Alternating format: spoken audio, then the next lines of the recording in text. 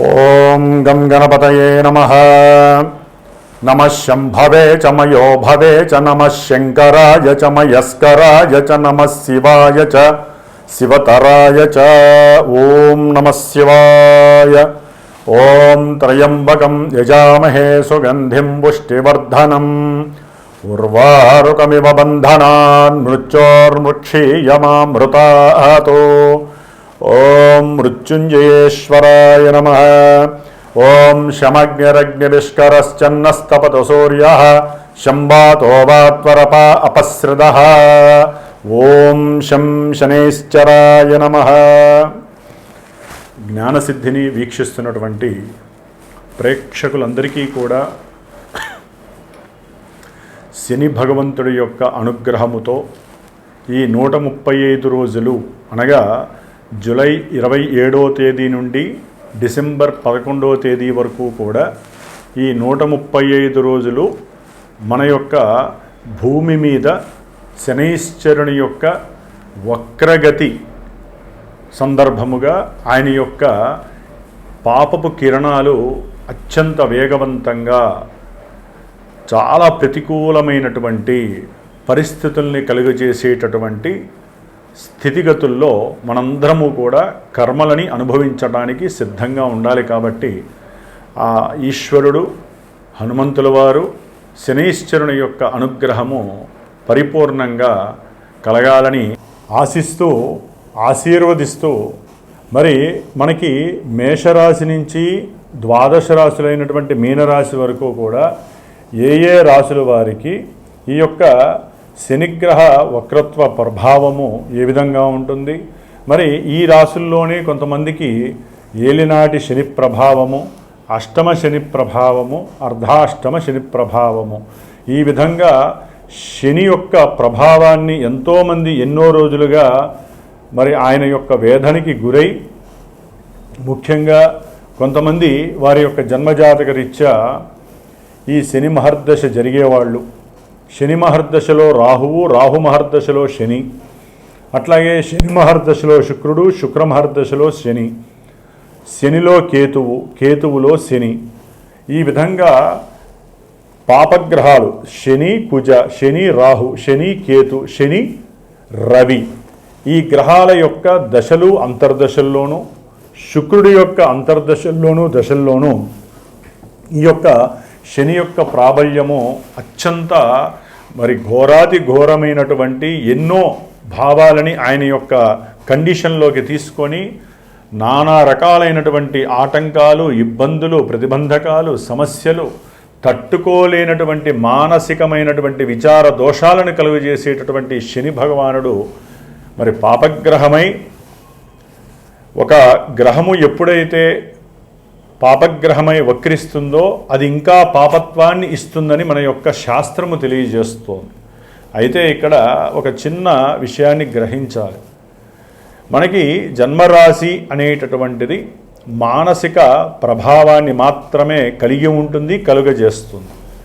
కానీ జన్మజాతకము అనేటటువంటిది మనం పుట్టినటువంటి ప్రదేశం ప్రకారం, మనం పుట్టిన సమయం ప్రకారం, తేదీ ప్రకారము ఒక లగ్నము ఆచ్ఛాదనై, ఆ లగ్నం నుంచి ఈ శని భగవానుడు 1వ స్థానమా, 2, 3, 4, 5, 6, 7, 8, 9, 10, 11, 12 ఈ ఏ భావాలకి ఆయన ఆధిపత్యం కలిగి ఉన్నాడు, శుభగ్రహ భావాలకి అశుభగ్రహ భావాలకి ఆధిపత్యం పట్టి ఉన్నాడా, దీన్ని కూడా లెక్కలోకి వేసుకుంటూ మరి ఆ లగ్నం నుంచి ఈ శని యొక్క సిచ్యువేషన్స్ ఏమిటి, ఏ భావాల్ని ఆయన ఆధారపడి ఉన్నాడో గోచారంలో ఆ భావాలకి తగ్గట్టుగా మానసిక విచార దోషాలని కలుగజేస్తాడు ఈ శని భగవానుడు.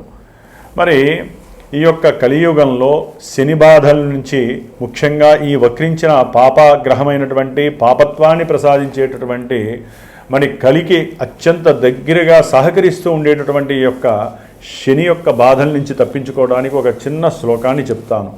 కర్కోటకస్య నారస్య దమయంత్యా నలస్య చ ఋతుపర్ణస్య రాజర్షే కీర్తనం కలినాశనం.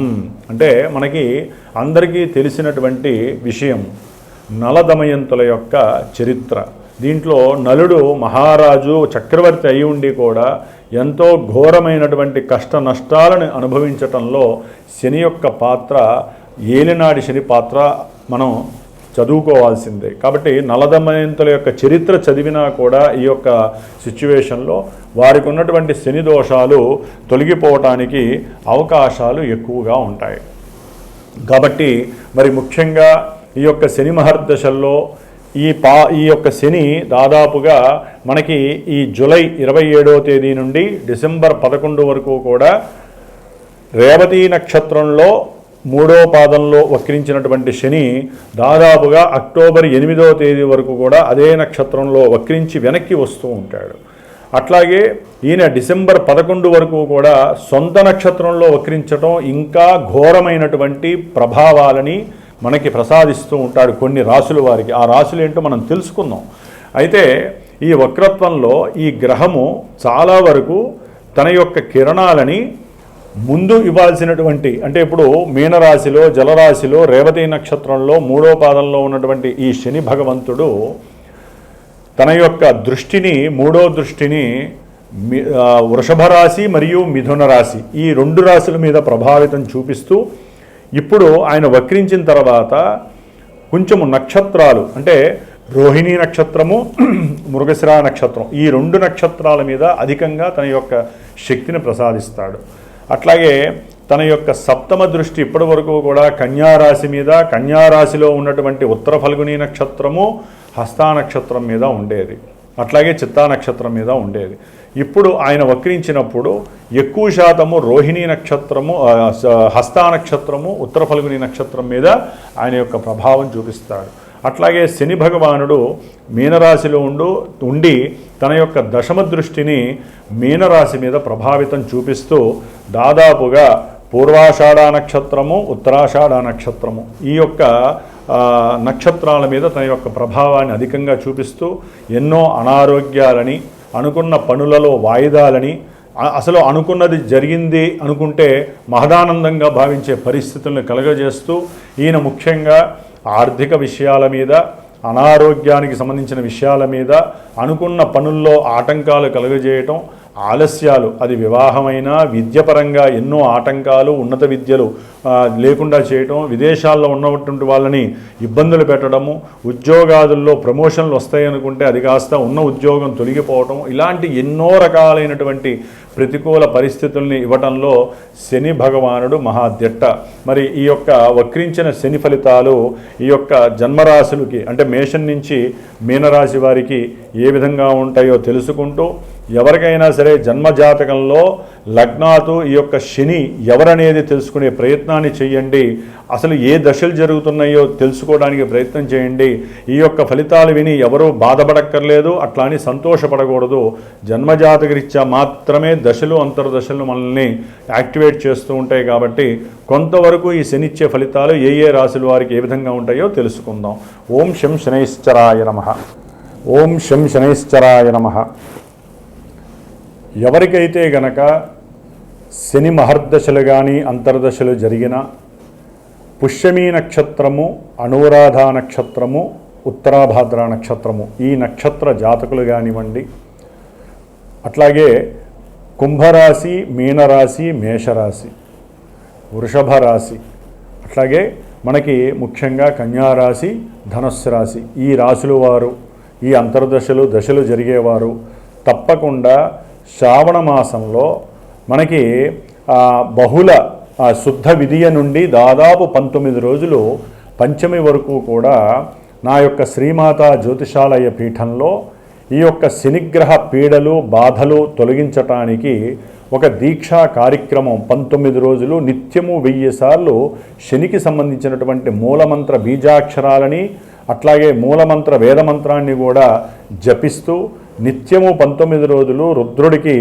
శనిగ్రహ పాశుపత రుద్రాభిషేకాన్ని ఆచరిస్తూ ఎవరైతే ఈ యొక్క శని బాధలు అనుభవిస్తున్నారో, ఇప్పుడు చెప్పబోయేటటువంటి కొన్ని రాశుల వారికి ఏ విధమైనటువంటి సమస్యలు అయితే కలుగుతున్నాయో ఆర్థికంగా, విద్యపరంగా, కళ్యాణపరంగా, అట్లాగే ఉద్యోగపరంగా, వ్యాపార రీత్యా, సంతానపరంగా ఆలస్యాలు కానీ ఆటంకాలు కానీ జరుగుతున్నాయో వారు గనక నా యొక్క పీఠానికి ఫోన్ చేసి సంప్రదిస్తే గనక విశేషముగా ఈ 19 రోజుల్లో నేను చేసేటటువంటి ఈ యొక్క జపాన్ని, విశేషమైనటువంటి పాశుపత రుద్ర అభిషేకాన్ని, ముఖ్యంగా ఎవరైతే ఈ యొక్క కార్యక్రమంలో తమ యొక్క గోత్రనామాదులు ఇచ్చి పాల్గొంటారో వారికి శనిగ్రహ రక్షా కవచాన్ని విశేషంగా ప్రసాదించి ఈ 19 రోజుల్లో ఒకరోజు మందపల్లి స్వామివారి యొక్క దివ్యక్షేత్రంలో ఆ స్వామివారి దగ్గర ఆ యొక్క రక్షా కవచాల్ని చక్కగా స్వామివారికి అభిషేకంలో ఉంచి విశేషముగా వీలుంటే అక్కడ హోమాన్ని ఆచరించి ఆ యొక్క ప్రసాదాన్ని మీకు చేరవేసేటటువంటి బాధ్యతని స్వీకరిస్తున్నాను.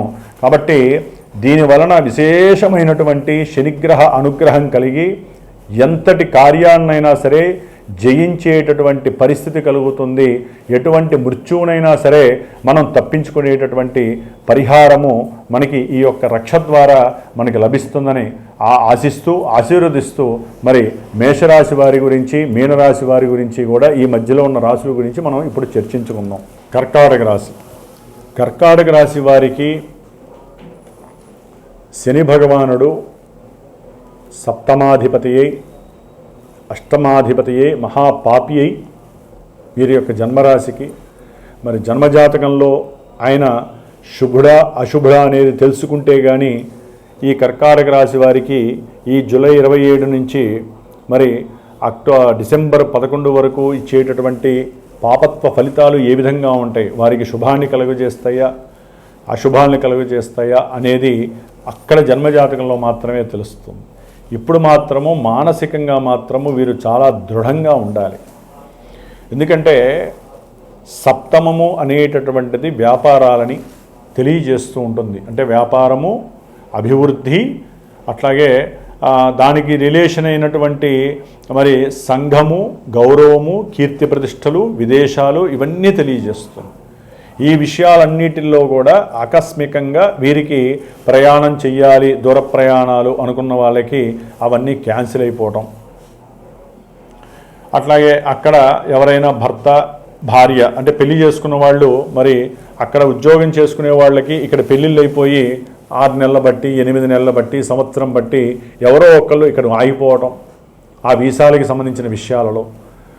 సరే లేట్ అయినా సరే వెళ్దాం కదా అనుకుంటారు, అవన్నీ కూడా క్యాన్సిల్ చేసే పరిస్థితులు కర్కాటక రాశి వారికి. భార్యాభర్తల మధ్య ఎడబాటు, అనుకున్నవి జరగకపోవటం, ఇవన్నీ కూడా వక్రించిన శని ఈ 136 రోజుల్లో వీరికి చాలా క్షోభణ కలుగజేస్తూ ఉంటారు. భార్యాభర్తల మధ్య, వ్యాపార భాగస్వాముల మధ్య కూడా ధనపరమైనటువంటి విషయాల్లో కొంత జాప్యము ఇవ్వాల్సిన టైంలో వారు ఇవ్వకపోవటం, మాట్లాడే మాటలో ఎక్కడో అంతరార్థాలలో వీరి మధ్య అనర్థాలు కలగటం. కాబట్టి వ్యాపార భాగస్వామ్యాన్ని రద్దు చేసుకునే ప్రయత్నము, కాస్త ఒకరి మీద ఒకరి విషం చిమ్మించేటటువంటి పరిస్థితి, దానివల్ల మానసికమైనటువంటి నిర్లిప్తత, ఇబ్బందులు కలుగుతాయి కర్కాటక రాశి వారికి. అష్టమాధిపతి, ఎందుకంటే వక్రించిన శని 9లో ఉండటం వలన కొంతమందికి ద్వితీయ వివాహాలు అంటే వివాహమయ్యి ఎడబాటు కలిగిన వాళ్ళకి, కోర్టు కేసుల్లో ఉన్నటువంటి వారికి అనుకూలత కలిగిన వాళ్ళకి, రెండో వివాహం చేసుకోవాలి అనుకునే వాళ్ళకి కొంచెం ఇక్కడ కొన్ని ఇబ్బందులు, ఆటంకాలు కలుగుతాయనే చెప్పాలి. ముఖ్యంగా ఎవరైతే ఉన్నతమైనటువంటి విద్యాభ్యాసము గురించి విదేశాలకు వెళ్ళాలి అనుకున్నారో వారికి ఎదురు దెబ్బలు తగలటానికి చాలా అవకాశాలు ఉన్నాయి. అనుకున్నవి జరగవు కర్కాటక రాశి వారికి. రావాల్సినటువంటి ఆకస్మికంగా వీరికి ఏదైనా సరే పెద్దవాళ్ళ నుంచి అంటే పిత్రార్జితము కానీ, లేకపోతే ఏదైనా కోర్టు సమస్యల్లో ఉన్నటువంటి ధనము రావాలి అనుకున్నా అవన్నీ కూడా ఎక్కడొక్కడ స్టక్ అయిపోయి ఆగిపోయే పరిస్థితి. ఆగమ్య గోచరం అని చెప్పుకోవాలండి కర్కాటక రాశి. ఆయుర్భంగము అంటే వీరి యొక్క అనారోగ్యాలు ఏదైనా ఉంటే కాస్త చూపించుకొని దానికి తగ్గ వ్యాయామాలు చేసుకోవడం చాలా విశేషం. బంధువులతో కొంత అనాగరికమైనటువంటి బాధలు ఏర్పడే పరిస్థితి. ఎందుకంటే ఈయన అక్కడ ఉండడం ద్వారా ఈ యొక్క నక్షత్రాల మీద చాలా ఎఫెక్టివ్ పడుతూ ఉంటుందండి. రాశి మారకపోయినా అది ఆయన అక్కడే ఉండి ఈ యొక్క ఎఫెక్షన్ అనేటటువంటిది ఆల్రెడీ స్లోగా ఉంటాడు ఆయన. జరుగుతుందిలే అనుకున్నవన్నీ కూడా జరగకపోవటం, అట్లాగే మనకి అన్ని ఇబ్బందులు కలుగుతున్నాయి అనుకున్న వాళ్ళకి ఇబ్బందులు కాకుండా శుభాలు కలగటం అనేది జరుగుతూ ఉంటుంది. ఎప్పుడు శుభాలు జరుగుతాయి, ఇదేంటి గురువు గారు మరి అన్ని నెగిటివే చెబుతున్నారంటే, శని ఎప్పుడు కూడా కొన్ని రాసుల వారికి మాత్రమే శుభాలను ఇస్తాడు. కానీ జన్మజాతకంలో ఆయన అసలు ఎవడు, లగ్నానికి ఆయన ఎవరు, ఆ ఎవరు అనే దాని మీద ఆధారపడి ఉంటుంది. ఒకటి కాదండి, జన్మరాశుల గురించి వినేటటువంటి వాళ్ళు మానసికంగా ధైర్యంగా ఉండి వినాలి.